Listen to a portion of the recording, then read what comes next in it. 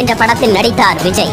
அதில் படத்தின் தலைப்போடு time to lead என்ற வாசகமும் போஸ்டரில் இடம்பெற அதுவே படத்திற்கு பெரிய சிக்கலை ஏற்படுத்தியது. அதனால் தமிழகத்தை தவிர மற்ற இடங்களில் படம் வெளியாகி பல நாட்களுக்கு பிறகே தமிழகத்தில் வெளியிடப்பட்டது. இதற்கு பல அரசியல் காரணங்கள் சொல்லப்பட்டன. துப்பாக்கி, கத்தி போன்ற படங்கள் வியாபார ரீதியாக பெரும் வெற்றியை பதிவு செய்தன. அதோடு பாலிவுட் திரையுலகினரையும் ஆச்சரியப்படுத்தும் வகையில் அந்த படங்களின் வெற்றி பேசப்பட்டது. அதே நேரம் அந்த படங்களில் சமூகத்திற்கு அவசியமான கருத்துகளும் முன்வைக்கப்பட்டன. அதனால் சர்ச்சைகளையும் கடந்தே அந்த படங்கள் வெற்றியை வசப்படுத்தின. இதன் பிறகு அரசியலை தன்னுடைய படங்களில் பயன்படுத்தாமல் இருந்த விஜய் அடுத்தடுத்த வெற்றியை மட்டும் கணக்கில் கொண்டு செயல்பட்டார். இந்த நிலையில்தான் அட்லி இயக்கத்தில் விஜய் நடித்த மெர்சல் திரைப்படம் அரசையும் அரசு திட்டங்களையும் விமர்சனம் செய்திருந்தன. மருத்துவத்துறையின் ஊழல், அரசின் அலட்சியம் போன்றவற்றை காட்சிகளின் மூலமும் வசனங்கள் மூலமும் விமர்சனம் செய்தார் விஜய். மெர்சல் படத்தில் இடம்பெற்ற காட்சிகள் விஜய்க்கு பெரும் சிக்கலை உருவாக்கின.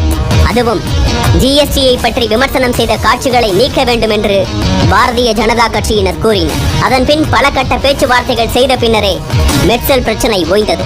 ஆனால் அரசியல் கட்சிகளின் எதிர்மறையான கருத்துக்களே திரையரங்கு நோக்கி ரசிகர்களை திரள செய்து பெரும் வெற்றி படமாக மெர்சலை மாற்றியது.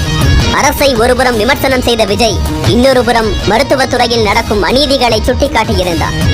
அந்த காட்சிகள் படத்தின் தேவைகளுக்காக வைக்கப்பட்டிருந்தாலும் அது விஜயின் கருத்தாகவே பார்க்கப்பட்டது.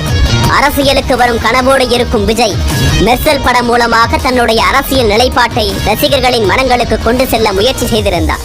சர்க்கார் திரைப்படத்தில் கார்ப்பரேட் சிஇஓ கதாபாத்திரம் ஏற்று நடித்த விஜய் தன் ஓட்டை கள்ள ஓட்டாக போட்டுவிட அதன் பிறகு அரசியல் களத்தில் ஏற்படுத்தும் மாற்றங்களை அடிப்படையாக கொண்டு உருவாக்கி இருந்தது.